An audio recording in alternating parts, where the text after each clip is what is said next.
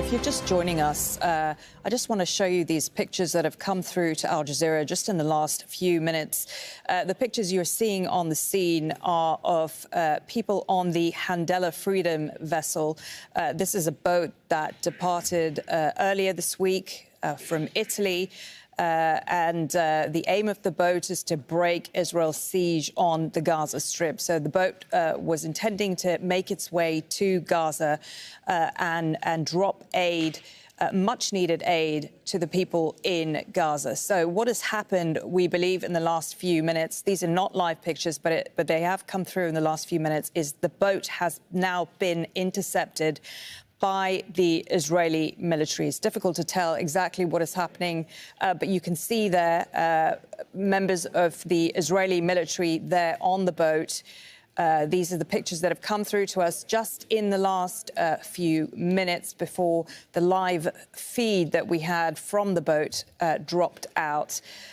So it seems the boat has now been intercepted by the Israeli military. So this is the Handela Freedom vessel, which departed earlier this week, heading towards Gaza. I'm not sure how closely it has managed to reach Gaza. It's unclear how far off it is, but it has now been intercepted. It was hoping to deliver much-needed food and aid, including baby formula, for those who are so desperately in need in Gaza. Now, there was a boat that was intercepted about a month ago, and it, too, was intercepted. It was carrying the activist Greta Thunberg. This was about a month ago. Let's go to our correspondent, Hamda Salut, who is live in Amman. She has also been following the story and these pictures from Jordan's capital. That's because the Israeli government has banned Al Jazeera from reporting inside Israel and in the occupied West Bank. So, Hamda, you're looking at these pictures too that have come through to us in the last few minutes. Just before the live feed shut down, we can see members of the Israeli army there who intercepted the boat. What more can you tell us about this vessel, the Handela Freedom vessel, and what it was trying to achieve, and how close it managed to make it to Gaza before it was indeed intercepted?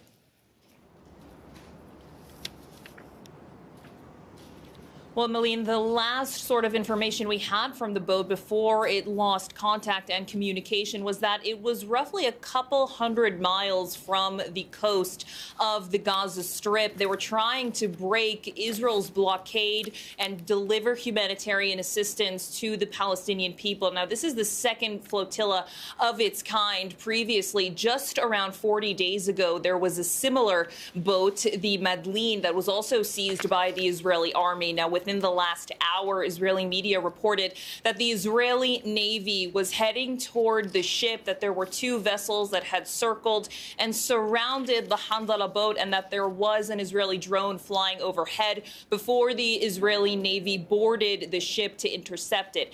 Now, what we learned from the last boat that was seized by Israeli forces was that it was redirected to the port of Ashdod, which is just north of the Gaza Strip. Everyone on board was then detained, followed by deported back to whatever country that they have citizenship to. But the point of this boat, the point that the activists are trying to make, was that even though they know that getting seized and intercepted by Israeli forces is a threat, they're trying to make a statement internationally, both to their governments of the countries they were coming from, and also to the Israeli government, that the world is not going to sit by and watch while the Israeli government starves the people of Gaza and sends them into a humanitarian disaster, that there are people who are willing to do things that are maybe outside of the box to try and break the siege. That's what these activists have been saying the entire time they've been sailing. That's what the activists on the previous flotilla had also been saying. But Israeli forces and the government had been quite clear that they are not going to allow any sort of vessel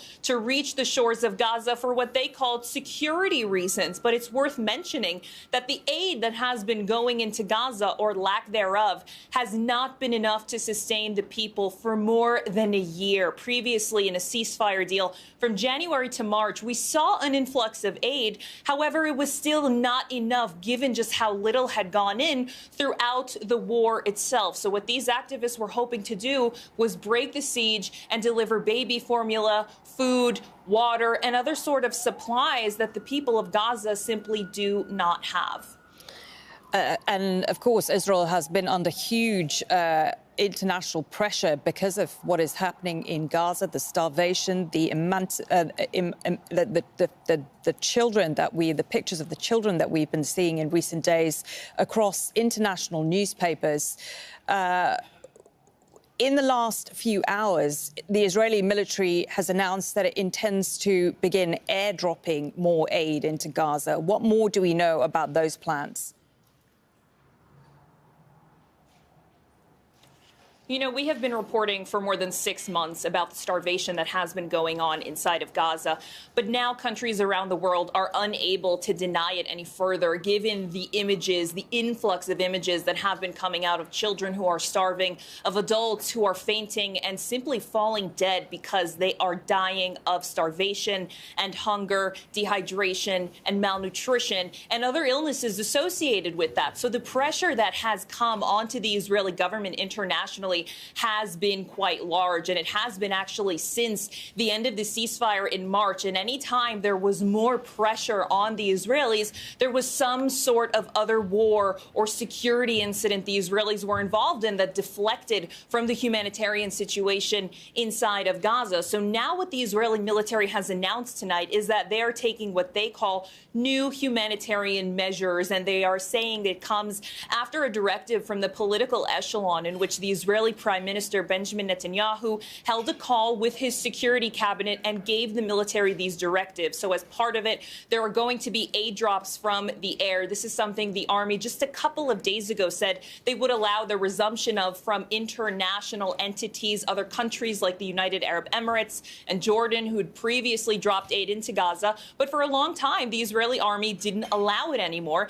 And international organizations say that while it's not really the best way to get humanitarian assistance, at this point, any type of aid going into Gaza would help the dire and catastrophic situation on the ground. So the army says that they, in fact, are going to be conducting their own airdrops. They're going to happen simply in the middle of the night in areas that are not accessible by civilians just yet. So it's not clear exactly where they're going to be dropped. But they say that they're going to be pallets of food, flour, some medical supplies, baby food, baby formula, and then they are going to be distributed by the United Nations. The army says, and confirmed by Israel's foreign ministry now, that they're also going to allow what they are calling humanitarian pauses. However, the military is stressing that combat operations are going to be resuming at any point in time. They're not saying that the humanitarian pauses are going to be for days, but what they are hinting at is that perhaps at the time of these airdrops, the Israeli military is not going to be dropping bombs